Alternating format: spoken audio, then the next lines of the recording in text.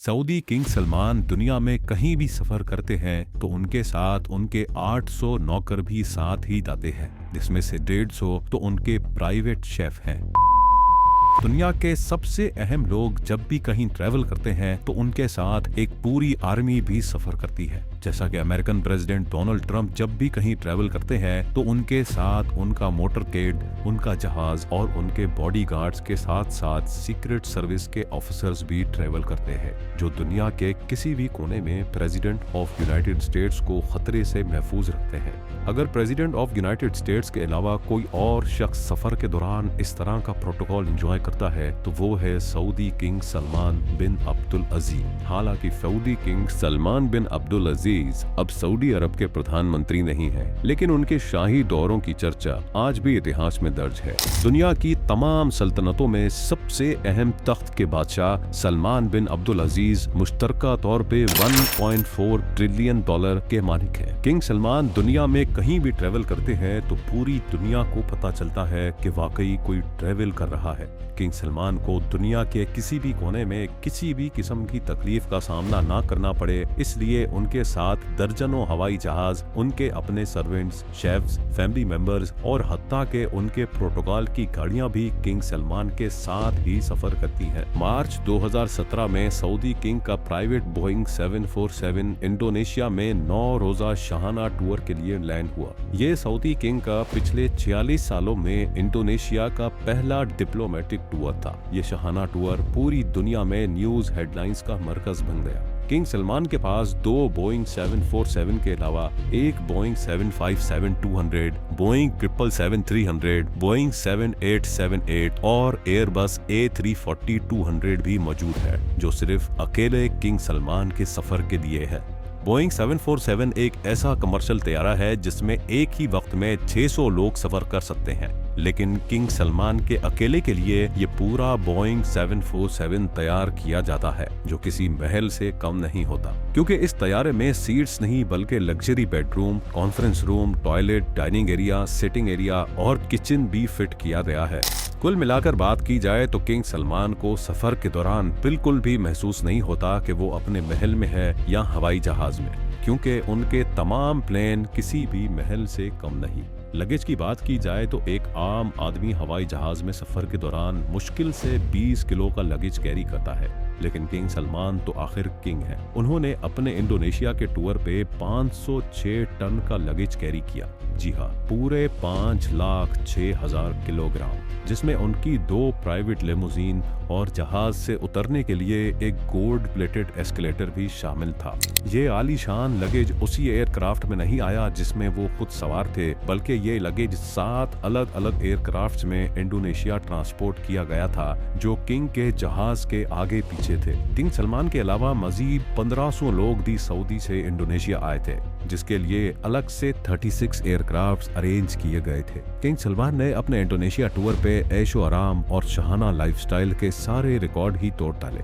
जिस cargo company ने ये सारा सामान सऊदी से इंडोनेशिया ट्रांसपोर्ट किया था, उनके मुताबिक इस सारे अमल में उन्होंने 570 वर्कर्स की मदद हासिल की और इतने कम टाइम पे ये कार्गो किंग के साथ ही इंडोनेशिया ट्रांसपोर्ट किया। सऊदी किंग के शाहाना सफर की ये कोई पहली दास्तान नहीं थी। उनके जापान के सिर्फ 4 दिन के टूर के लिए सऊदी अरब से 2 गोल्डन एस्केलेटर्स, 10 एयरक्राफ्ट और 100 लेमोजीन कार्स किंग सलमान के साथ जापान गई थी, और जापान में रिहाइश के लिए किंग सलमान और उनकी पूरी टीम के लिए टोक्यो के सबसे बेहतरीन होटल्स में 1200 लग्जरी स्वीट्स बुक करवाए गए थे। चंद 5 स्टार होटल्स को तो पूरा ही खाली करवा के उनमें सिर्फ किंग सलमान के लोग और रिश्तेदारों को रहलाया गया था।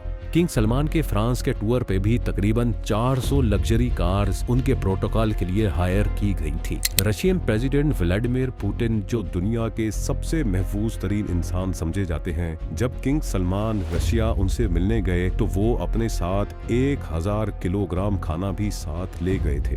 ना सिर्फ इतना बल्कि उनके साथ शाही फर्नीचर और कारपेट्स भी सऊदी से लाए गए थे। इतना ज्यादा खर्चा और ताम जाम करने के बावजूद भी किंग सलमान का गोल्डन एस्केलेटर जहाज से उतरने के दौरान पूरे मीडिया के सामने ही खराब हो गया, जिसकी वजह से किंग सलमान को काफी शर्मिंदगी का सामना भी करना पड़ा। 2014 में जब king Salman American president Barack Obama से मिलने गए तो उस ट्रिप पर भी वो हल्के ना पड़े। वॉशिंगटन डीसी के मशहूर फोर सीजन्स होटल के तमाम 222 के 222 कमरे न सिर्फ बुक करवा लिए गए थे बल्कि पूरे होटल को एक ही झटके में महल बना दिया गया था। किंग सलमान के वॉशिंगटन डीसी पहुंचने से पहले ही फोर सीजन्स होटल को पूरा गोल्डन कर दिया था। सऊदी से खास गोल्डन सामान मंगवाया गया, जिसमें golden furniture, carpets, lamps, bedsheets, golden chairs और हत्ता के गोल्डन हेड रैक्स भी सऊदी से मंगवाए गए। बात यहाँ तक पहुँच गई थी कि होटल की पार्किंग में भी रेड कारपेट्स बिछाए गए थे ताकि किंग सलमान को अपने पैर भी जमीन पर ना रखने पड़े।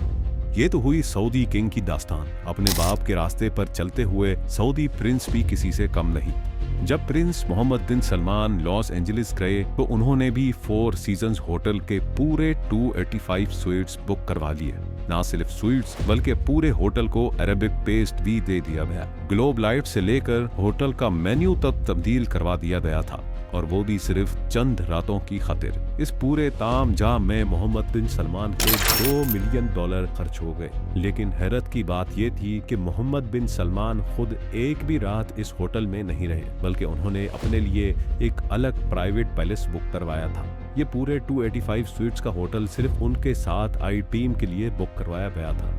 और ये टूर भी मोहम्मद बिन सलमान की दौलत की नुमाइश का पहला टूर नहीं था। 2014 में भी एक ऐसा ही टूर क्राउन प्रिंस ने मालदीव्स का किया था, जब उनके लिए पूरे 3 आइलैंड्स बुक करवाए गए थे। वहां तशरीफ लाने के लिए मोहम्मद बिन सलमान एक प्राइवेट यॉट में सवार थे, जिसके आसपास उनके बॉडीगार्ड्स की एक आर्मी भी मौजूद थी। मालदीव्स के उन 3 आइलैंड्स पर क्राउन प्रिंस और उनके खास लोगों के अलावा किसी और को भटकने की भी इजाजत नहीं थी। इस टूर पे मोहम्मद बिन सलमान के $30 मिलियन का खर्चा हुआ। नाजरीन, जाते जाते आपको ये भी बताते चलें कि किंग सलमान बिन अब्दुल अजीज ने 2015 में जब फ्रांस का दौरा किया था तो वहाँ 1 लाख लोगों ने किंग सलमान के खिलाफ एहतजाज किया, क्योंकि फ्रांस के बीच पे जहाँ किंग सलमान का विला मौजूद था उसको पब्लिक के लिए बंद कर दिया गया था, और पब्लिक बीच पे सिर्फ किंग सलमान के उतरने के लिए एलिवेटर इंस्टॉल करवाए गए थे। लेकिन क्या आप जानते हैं कि अमेरिका समय समय पर नॉर्थ कोरिया पर सैंक्शंस लगा चुका है, यानी दुनिया की ज्यादातर कंट्रीज नॉर्थ कोरिया से किसी किस्म की भी ट्रेड नहीं कर सकती। ऐसा माना जाता है कि नॉर्थ कोरिया पर ये सैंक्शंस न्यूक्लियर वेपन प्रोग्राम की वजह से लगाए गए हैं, लेकिन असल में यह नॉर्थ कोरियाई डिक्टेटर का सख्त बिहेवियर ही है जो इन सैंक्शंस की असली वजह बना है। किम जोंग उन को वो तमाम लग्जरी पसंद हैं जिन्हें वह अपने ऊपर लगाए गए सैंक्शंस की वजह से किसी भी कंट्री से इंपोर्ट नहीं कर सकते। लेकिन सवाल ये है कि यूनाइटेड नेशंस की सैंक्शंस के बावजूद नॉर्थ कोरिया ये तमाम लग्जरी आइटम्स कैसे इंपोर्ट करता है, और वो कौन सी कंपनी है जो कि एक सैंक्शन कंट्री को गाड़ी सेल करने की हिम्मत करती है।